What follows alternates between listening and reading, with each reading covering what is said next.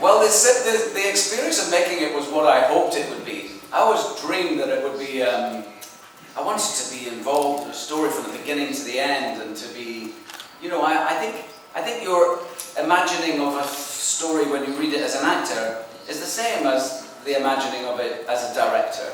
There's no difference. I don't read a script and only concentrate on the one character. I have to see the whole thing in my mind, which is like seeing the movie.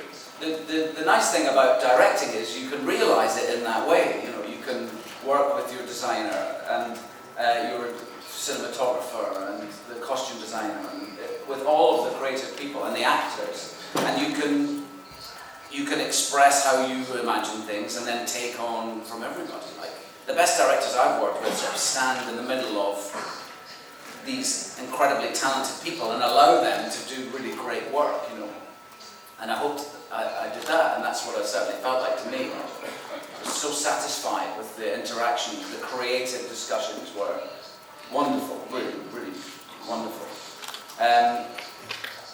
But like you say, there's a responsibility of that, and I feel like on the day when Tom, the head of Lakeshore, called me in New York and said that I could direct the movie, that I put on this backpack full of responsibility, this weight that I carried till the very last day of the sound mix, 16, 17 months later. I carried this weight of something that the responsibility to which I'd never known before.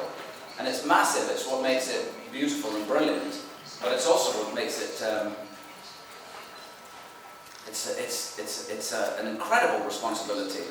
So that's what makes me feel I couldn't rush into the next thing. I could never go just find a script that somebody wants me to direct. I would have to love the story as much as I love this one. I would have to sort of need to tell the story as much as I needed to tell this one in order to justify that amount of time and effort and thought. I mean, it's like being blinkered for 16 months. It's quite extraordinary. And my relationship with critics is that very early on in my career, I realized that I got too upset to read